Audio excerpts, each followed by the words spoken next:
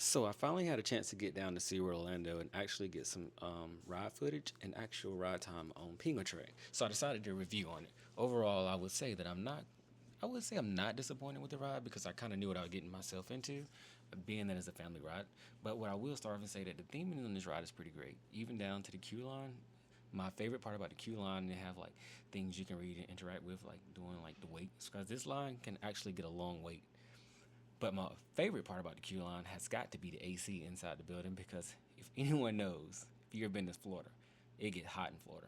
Once to this section of queue line right here, you come down the queue line to make a right, and then you be coming to the last portion of the queue line. Once you make it through these cutbacks right here, you see right here, you're on the ride. You got a few artifacts to look at. Then you bust a corner. Typically, it's a ride attendant waiting here, keeping the people from bum rushing the actual ride. Then they'll let you through. Once you get through, you'll be greeted with Penguin Track. All right, now that we've made it to the ride, the first experience of this ride, you'll be getting lunch out of Antarctica, like a penguin is trying to go get his ice burgers for lunch. Yeah, I know I'm corny. But yeah, those LSM lunches will have you so hyped up thinking this ride is about to be so great. But once again, I cannot let myself forget that this is a kid ride. So overall, I would say the LSMs are good. My only complaint about this ride is how shaky it is, especially being from a B&M manufacturer. This ride is very, very, very shaky. Not too bad that you won't enjoy it, but just from the other work that B&M had created in the past and know how butter smooth, floaty they feel, I think you'd be kind of a little disappointed. But you get a couple overbaked turns. I'm not even gonna say you get a couple of air times on this ride because you don't. For me, anyways, I didn't get any air time. I'm not gonna sit here and lie. And I did enjoy the first lunch, but the second lunch was very underwhelming to me. I think maybe because, like I said, maybe I had overhyped the ride up. But overall, I'm not gonna down the ride too much because everybody has their own opinion on the rides. But my opinion for the ride, I will not wait longer than 10 minutes to ride this ride. Shout out to Coasters and Travel for letting me use this video. I will drop his link down below. He has some very great information. He's in Florida all the time. That's his home base spot. Thanks again, Jay, for letting me use this information. But let's jump straight to the ride. Now, let me show y'all some on-ride POV.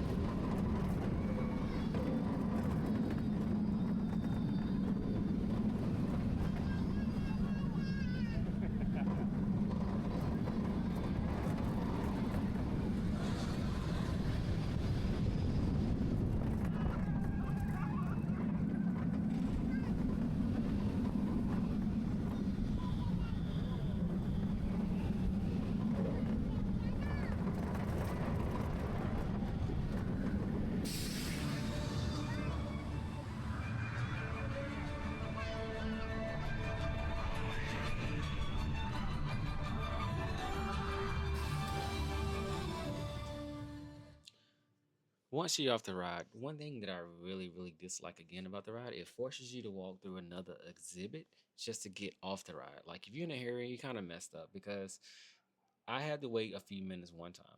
This ride actually, believe it or not, has cutbacks for to exit the line due to the fact of because they're gonna see you through the penguin exhibit. So I guess it's cool if you never did it, but if you're trying to do this multiple times or trying to get re-rides, if you really enjoy the ride, it makes the ride even longer because you're forced to go through his exhibit and the people doesn't really move like that because people in here are actually trying to see the penguins when you have some people just trying to get off the ride. I think they should have came up with a better design to exit the ride. All right. I'm gonna be fair with my review of this ride. I'm gonna give it a 6 out of 10. I'm not gonna give it a crazy, crazy, crazy low rating because I know what it's for. It's meant to be a family attraction, and I think they nailed it with the family attraction. Besides a little odds and ends there, but I'm not gonna bash it too much. Like I say, the only thing that I do hate about it is just that how shaky it is, and also the ride exit. The ride exit is not the greatest, but if you're here on a family vacation, I get it.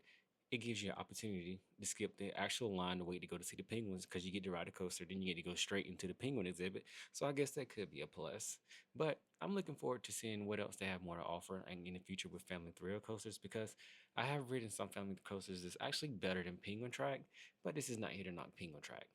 Overall, like I say, 6 out of 10. Will I ride it again? I probably will if the line is short. If you haven't had the experience to get down to ride Penguin Track, I suggest you get down and try it out. Don't always go off somebody's expectations or what somebody believe in because your experience with the ride could always be better than what that person says. So this is just an opinion. So don't take it too serious.